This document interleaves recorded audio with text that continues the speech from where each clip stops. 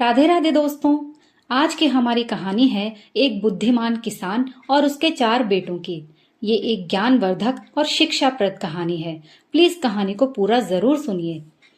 एक गांव में एक किसान रहता था जिसका नाम ज्ञान सिंह था। उसके 4 बेटे थे। ज्ञान सिंह सूरत और सीरत का बहुत ही अच्छा आदमी था। वो हर गरीब की मदद करता, दरवाजे पर आए फकीर को कभी भी भूखा नहीं लौटाता। उसका ये मानना था कि इंसान चाहे जितनी चालाकी करे मगर कर्म कभी उसका पीछा नहीं छोड़ते। इन्हीं अच्छे कर्मों के कारण उसके पास धन दौलत की कमी नहीं थी। खेत, जानवर, अनाज, रुपया, पैसा, हर चीज से उसका घर भरा रहता था।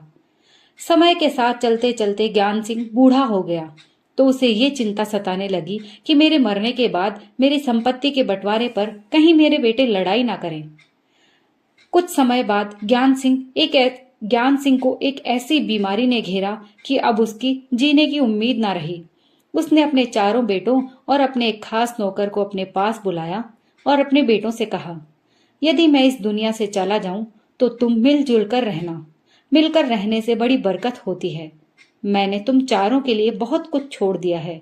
मेरी इसी चारपाई के चारों पायों के नीचे एक एक हंडिया गड़ी हुई है। तुम अपनी अपनी पसंद से ले लेना। इतना कहकर उसने अपने बेटों को वहां से भेज दिया। फिर अपने नौकर से 4 हंडिया मंगवाकर उनमें उस नौकर की मदद से जो कुछ भरना था वो भरकर चारपाई के सभी पायों के नीचे चारों मटकों को गाड़ दिया। कुछ दिन बाद जब ज्ञान सिंह को ये एहसास हो गया कि अब मैं नहीं बचूंगा तो उसने अपने 4 बेटों को एक साथ बुलाकर कहा, बेटों, धन दौलत के बंटवारे के लिए अक्सर खून खराबा होता है। मैंने अपनी पूरी जायदाद के 4 हिस्से कर दिए हैं। मेरे मरने से पहले तुम्हें तुम्हारे हिस्से का धन देकर जाना चाहता हूँ। मेरे लिए तुम सब आंखों के तारे हो। अब चारों बेटों ने अपनी गर्दन झुका दी। फिर किसान ने अपने सबसे छोटे बेटे को उसकी पसंद का पाया चुनने को कहा। फिर दूसरे बेटों ने भी ऐसा ही किया। फिर चिंतित होकर चारों बेटे अपने बाप की चारपाई से लगकर बैठ गए। कुछ पल बाद किसान ने आखिरी सांस ली। बाप के मरने का गम तो बेटों को था ही, मगर सभी रस्मों को पूरा भी करना था। फिर सभी रस्में भी पूरी कर दी गई। चारों बेटों ने सभी रस्मों को शानदार तरीके से निभाया, क्योंकि रुपए पैसे की तो कोई कमी थी ही नहीं। गरीबों में खैरात बांटी। ये कार्यक्रम कई दिनों तक चलता रहा। आखिर एक दिन सभी भाइयों ने फैसला किया कि अब अपनी अपनी हंडिया को देखा जाए कि किसके हिस्से में क्या आया है। चारों ने अपने अपने हिस्से की हंडिया को निकाला तो वे बड़े हैरान और परेशान हुए। एक हंडिया में सोने चांदी के जेवर भरे हुए थे, दूसरी में हीरे मोती थे, मगर तीसरी और चौथी हंडिया में कुछ नहीं था, सिवाय एक में मिट्टी भरी थी और दूसरी में हड्डियां थी। जिन 2 भाइयों को सोने और हीरों से भरी हंडिया मिली वो तो बड़े खुश हुए, जबकि मिट्टी और हड्डियों वाली हंडिया जिनके हिस्से में आई थी वे बड़े नाराज और दुखी थे। उन 2 भाइयों ने वे दोनों हंडिया लेने से साफ साफ मना कर दिया। वे सभी यही सोच रहे थे कि हमारे पिताजी तो बड़े ही समझदार आदमी थे, फिर उन्होंने अपने बेटों के साथ ऐसा क्यों किया, जबकि चारों बेटे अपने बाप की बड़ी इज्जत करते थे। अब उन चारों भाइयों ने आपस में झगड़ने की बजाय किसी अक्लमंद आदमी की तलाश करने की सोची जो उनका ये मसला हल कर सके। खूब तलाश करने के बाद उन्हें ऐसा कोई आदमी नहीं मिला जो ये बता सके कि मिट्टी और हड्डियों वाली हंडिया का क्या राज है। फिर उन्होंने फैसला किया कि क्यों ना राजा के दरबार में जाकर ही इस पहेली को सुलझाया जा सके, क्योंकि ज्ञान सिंह की राज दरबार में बड़ी इज्जत थी। चारों भाई अब पूरी तैयारी के साथ राज दरबार की ओर चल पड़े। रास्ते में उन्होंने देखा कि राजा का बेटा घोड़े पर बैठकर शहर को जा रहा है। तभी एक भाई ने राजकुमार से बड़े ही अदब से पूछा, राजकुमार जी, क्या राजा साहब महल में मौजूद हैं? राजकुमार ने बड़ी बेरुखी से जवाब दिया, महल में ही हैं, मगर दिमाग के रूप से ठीक नहीं है। उनका दिमाग खराब हो गया है। सभी भाइयों ने सोचा कि ऐसा नेक दिल राजा पागल कैसे हो सकता है। शायद राजकुमार अपने बाप से नाराज है, इसलिए ऐसा कह रहा है। खैर, आपस में सभी भाइयों ने यह तय किया कि महल तक एक बार जरूर चलकर देखना चाहिए। जब वे पहरेदार की अनुमति लेकर महल के अंदर गए तो उन्होंने देखा कि राजा की बेटी अपनी सखियों के साथ बगीचे में टहल रही थी।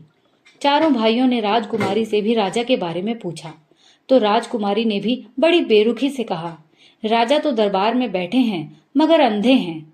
ये सुना तो चारों भाइयों को बड़ी हैरानी हुई और ताज्जुब भी हुआ कि राजा का बेटा तो बाप को पागल बता रहा था और बेटी उसे अंधा बता रही है।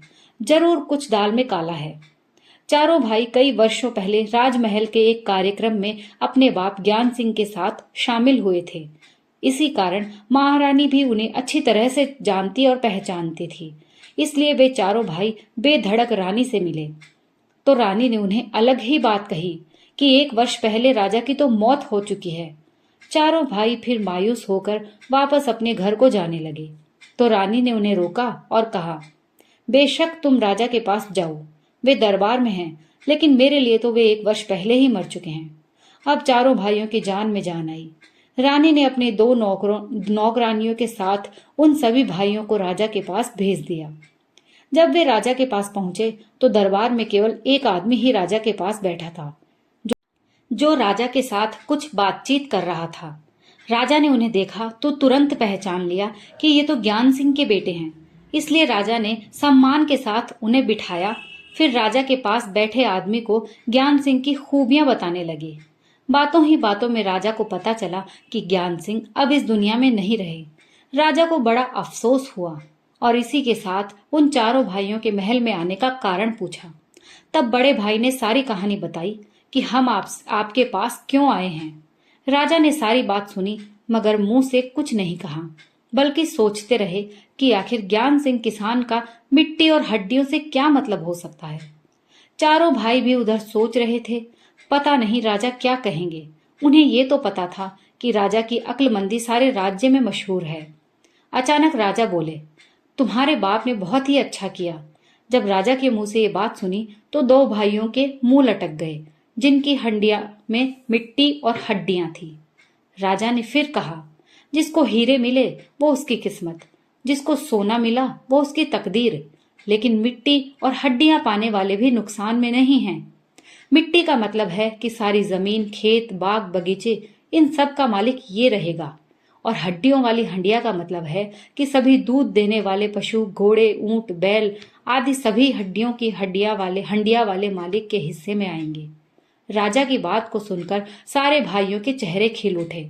उन्होंने राजा से कहा, महाराज, आपका साया हमारे सरों के ऊपर बना रहे। जब वे वापस आने लगे तो बड़े भाई को राजकुमार, राजकुमारी और रानी का ख्याल आया। वे पीछे मुड़कर राजा से बोले, अगर आपकी अनुमति हो तो हम कुछ ऐसी बातें जुबान पर लाएं जिनका संबंध आपसे है। राजा ने कहा, हाँ हाँ, जो कुछ कहना है बेफिक्र होकर कहो। बड़े भाई ने फिर कहा कि जब हम आपके पास आ रहे थे तो राजकुमार ने कहा कि आप दिमागी रूप से ठीक नहीं हैं। फिर राजकुमारी से मिले तो उन्होंने आपको अंधा कहा। रानी ने तो आपको इतना तक कहते कहते बड़ा भाई रुक गया।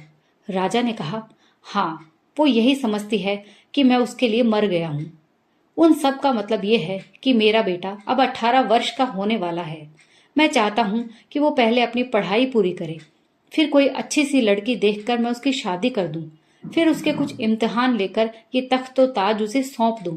मगर वो हथेली पर सरसों जमाना चाहता है, यानी मैं उसे अभी के अभी इस राज्य का राजा बना दूं। मगर मैं ऐसा नहीं करूंगा, इसलिए वो मुझे पागल समझता है। राजकुमारी के लिए भी मैं अच्छा सा लड़का देख रहा हूं ताकि उसके हाथ पीले कर सकूं, क्योंकि अब वो जवान हो गई है।